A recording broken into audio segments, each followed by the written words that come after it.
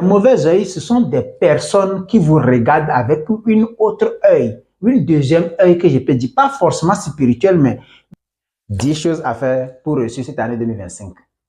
C'est-à-dire que tu dois absolument respecter, maîtriser et faire pratiquer ces 10 choses pour que cette année 2025 soit meilleure pour toi et pour moi.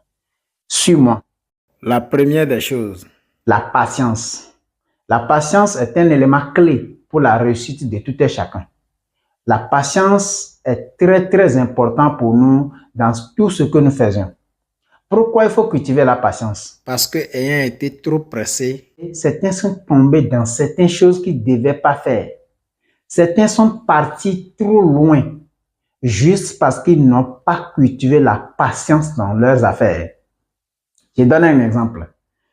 Il y a des gens qui étaient trop pressés de réussir au point qu'ils se sont fait dépasser. Parce que je compare la réussite à un train. Un train qui s'arrête juste à des gares. Comme par exemple les métros et tout bazar. Qui ne s'arrêtent jamais en cours de route, mais juste à la gare. Et ce gars, là où il doit s'arrêter pour que certains descendent et d'autres montent, c'est là. Tu ne dois pas dépasser et c'est comme ça aussi, tu ne dois pas être en arrière non plus. Donc, tu dois aussi observer ta réussite ou ta course vers la réussite. Si tu es trop pressé, tu pourrais dépasser cette gare ou peu importe cet arrêt de ce train qui va faire que le train va arriver là-bas et tu ne serais pas là parce que tu as déjà dépassé. Et c'est ça qui va que tu vas entendre que celui-ci il est parti voler ou rentrer dans un secteur où finalement il a perdu sa vie. Donc, il faut suivre son endurance, sa course vers la réussite pour voir est-ce que je suis prêt ou je dépasse. Et c'est là il faut utiliser la patience, il faut le cultiver. Si tu as la patience, tu ne vas pas dépasser la vie. Deuxième point, c'est de se fâcher que si nécessaire. Oui, on a tendance à dire qu'ils m'ont mis en colère. Je me fâche parce qu'ils m'ont... Oui, j'ai raison, ils m'ont mis en... Oui, c'est vrai, ils t'ont mis en colère. Mais est-ce que c'est important de se fâcher? Pas autant. Il y a eu un moment dans ma vie où je me fâchais. Quand je me fâche, la terre tremble selon moi. Ce qui veut dire que selon moi, quand je me fâche, la terre tremble. Ça veut dire quand je me fâche et que tout est autour de moi, tous ceux qui sont autour de moi, sachez réellement que ce gars-ci est fâché. Je peux faire beaucoup de choses. Des fois, quand je me fâche d'une manière où je ne peux même pas s'exprimer et je commence à bégayer. Mais arrivé à un moment, en avançant dans la vie, je comprends que est-ce que ça valait vraiment la peine de se fâcher comme ça? Contrôler. Vous pouvez vous fâcher. C'est normal, c'est quelque chose qu'on ne peut pas aussi contrôler à 100%. Même la Bible l'a confirmé. Mettez-vous en colère, mais il ne faut pas que la vie tombe sur votre colère. C'est normal de se fâcher. Mais attention, ne te fâche pas pour n'importe quoi. Ta santé serait en danger et surtout ta psychologie serait en danger. Et les gens peuvent l'utiliser comme une faiblesse sur toi. Oui, juste, voilà. On sait que tu te fâches n'importe comment sur toi. On te met en colère juste pour pouvoir t'écarter de certaines choses, pour pouvoir te... Voilà, donc... Les sages comprennent déjà, s'il vous plaît, cessez de vous fâcher pour de n'importe quoi. Que ce soit qui l'ait fait, ne vous fâchez pas. Vous vous fâchez si jamais cela est nécessaire. Donc, avant de me fâcher, je me demande d'abord, est-ce que cela est nécessaire? Et là, tu vas trouver que non, c'est pas nécessaire. Voilà, et ça n'en vaut plus vraiment la peine. La troisième chose la plus importante, c'est de se protéger des mauvais œils. Des mauvais œils, oui, tu m'as bien entendu.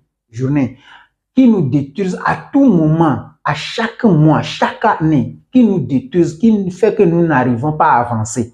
Surtout nous, les jeunes qui sont en train d'évoluer ces derniers temps-là, c'est très difficile d'évoluer en ayant dans ton cercle les mauvais œils. D'abord, qu'est-ce que c'est qu'un mauvais œil?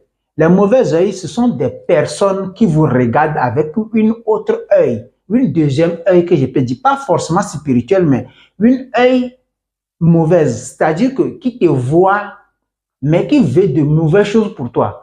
une œil qui veut que tu aies des accidents, une œil qui veut que tu tombes malade, une œil qui veut que tu divorces de ta femme ou de ton mari, une œil qui veut que tu échoues à ton examen, une œil qui envie, en fait, qui envie ton teint, ta beauté, ta richesse, beaucoup de choses, en fait. Ce sont des mauvais œils. Mais c'est difficile pour les détecter. Si tu arrives à détecter ça à 100%, je te dirais que tu n'auras rien. Maladie, ni tout, rien, tu n'auras aucun problème qui vont venir des hommes jusqu'à ta mort. Ces mauvais œils-là, si tu arrives à détecter ça et les éviter, je pense que tu vas réussir facilement cette année 2025 sans aucun problème. Ce sujet est très, très sensible. Les mauvais œils peuvent venir d'où? Dans la famille, des fois même ta femme ou ton mari même, c'est possible. Oui, quelqu'un avec qui tu dors sur le lit peut avoir des mauvais œils sur toi. Quand on quitte la famille, les frères et sœurs, on n'en parle plus. Les amis, on n'en parle plus. Les collègues du travail, on n'en parle plus. Même ton directeur, même le chef de l'entreprise peut t'envier. Même les techniciens de l'entreprise dans laquelle tu travailles, ils peuvent t'envier. Ils peuvent avoir de mauvais œils sur toi. Même ton entourage dans ton quartier. Tout le monde peut avoir de mauvais œils sur toi. C'est pourquoi tu dois contrôler tout ton cercle. Tout ce qui t'entoure, tu dois les examiner de A à Z. Je vais vous donner un exemple. Dans mon lieu de travail, il y a un outil très important que j'utilisais pour mon travail. C'est un outil très important qui m'a été offert depuis l'Italie et que cet outil a été fracassé un beau matin quand je suis venu au boulot. Et la personne ne l'a pas fait dans l'intention de le vendre. Non, il ne l'a pas volé pour aller vendre, ni pour aller utiliser, mais il a gâté juste pour que je ne l'utilise plus. Vous pensez que c'est quoi? C'est que c'est quelqu'un qui a quitté quelque part pour venir le faire? Non. C'est un maçon aussi, comme moi, qui l'a fait. Et dans mes expériences, voilà, je le connais aussi. Donc, ce qui veut dire que dans n'importe où, vous pouvez avoir des mauvaises personnes, c'est-à-dire des mauvais œils, des gens qui ont de mauvais œils sur vous, juste parce que votre travail avance très bien, ou juste parce que vous avancez dans vous, ou bien vous avez plus d'expérience que eux, ou bien vous êtes plus à l'aise que eux, et c'est simple. Donc, vous devez détecter ça. Dans la manière dont les gens vous saluent, vous pouvez détecter rapidement, savoir si cette personne a une mauvaise œil sur moi aussi. C'est-à-dire que tu fais certaines choses à cette personne. Arrivé à un moment, tu cesses de le faire pour voir est-ce que cette personne peut le faire au retour. Et si la personne ne le fait pas, sache exactement qu'il a une mauvaise œil sur toi. Et c'est ça, c'est la réalité. Donc, c'est quelques-uns des exemples que je vous donne pour que vous puissiez, c'est-à-dire détecter les mauvais œils dans vos amis. Moi, j'ai l'habitude de tester mes amis pour voir s'ils ont mauvais œil sur moi. C'est-à-dire que tu donnes le sujet, il change carrément le sujet, il amène un autre sujet qui n'est même pas semblable. Il faut savoir que cette personne a une mauvaise œil sur toi. Donc, mon frère, tu peux détecter rapidement les mauvais œils.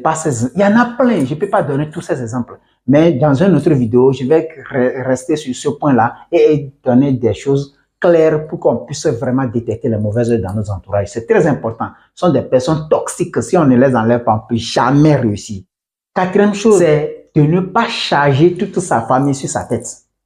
Oui, parce que c'est ça qui fait reculer les Africains actuellement. C'est ça qui fait que nous n'arrivons pas à réussir. Quand tu commences à évoluer un peu, tu as une petite entreprise, les choses commencent à marcher, des fois même, tu as une fois où tu n'en as pas, les choses commencent à évoluer un peu, c'est fini. La famille reste autour de toi. Et la famille reste autour de toi, et maman, papa, petit frère, petite soeur, tout, tu donnes. Et à la fin, tu vas te retrouver bredouille. C'est ce qu'il faut cesser de faire. Je ne dis pas de ne pas nourrir ses parents, son père, sa mère, de ne pas aider ses frères, non. Mais dans la mesure où ces personnes aussi ont quelque chose à apporter, dans la mesure où elles aussi peuvent subvenir à leurs besoins, il faut les laisser subvenir à leurs besoins jusqu'à un point. Je connais beaucoup de gens qui, on ne les demande même pas, mais qui prennent la responsabilité juste parce que c'est eux qui travaillent. Donc, ils prennent la responsabilité de s'adosser sur ces choses-là et faire tout dans la famille pour être vu. Tu sais, les êtres humains aiment quand on dit que c'est lui qui a fait ça. C'est lui qui nourrit la famille, c'est lui le chef de la famille, c'est lui qui... Les gens aiment ça. Ce n'est pas très important. Oui, je redis encore, je répète, ce n'est pas très important. Parce que tout ce que tu fais, une mauvaise chose, une petite erreur, et tu verras que cette famille t'aime ou pas. Il faut cesser de le faire un jour. Parce que toi aussi, tu as des enfants. Et un jour, comment ces choses vont se terminer? Tu fais quoi pour tes enfants? Tu penses que tout ce que tu fais là, tes soeurs, tes frères vont se rappeler de ça et nourrir tes enfants à ton absence? Pas forcément. Pas forcément dans plusieurs cas, non. Dans plus de 90% des cas, non. Donc, il ne faut pas charger sa famille sur sa tête. Des fois, ta mère peut prendre soin de lui. Ton père peut prendre soin de lui. Laisse-le faire. Si au cas où il y a une urgence, tu interviens. C'est important, c'est crucial. Mais une fois que tu interviens à chaque fois dans n'importe quoi, juste parce que tu travailles et que tu es généreux, mon frère, tu vas lire, il faut le laisser de faire ça en 2025. Ça, c'est de faire ça, ce n'est pas du tout ça. Parce que chacun, de toutes les façons, chacun a son charge. Et chacun est capable de se prendre en charge. C'est très important. Mais il faut être généreux. Il faut donner quand il faut. Quand on a besoin. Appelez-moi Baba Premier. Nous allons poster des vidéos chaque semaine ou plusieurs vidéos chaque semaine. Et là, je vous demande formellement de venir massivement, de partager et de liker nos vidéos, d'activer la cloche de notification pour pouvoir ne rater aucune de nos vidéos et de nous encourager aussi à pouvoir continuer parce que ce n'est pas facile de produire des contenus comme vous le saviez déjà. Donc, je vous en prie de nous encourager. La Cour des sages est une communauté qui regroupe des sages. On ne veut pas des enfants ici, on veut des gens, des sages. Donc, si tout ce que j'ai dit, ce n'est pas que je suis plus intelligent que vous, ni moins intelligent que vous, non, mais c'est juste que c'est ce que moi je connais. Donc, si vous connaissez, vous avez certaines connaissances aussi, vous pouvez les transférer par les commentaires, je les lis personnellement et ça me fera beaucoup de plaisir. Merci infiniment les amis, merci et on se dit à très bientôt. Ciao, ciao.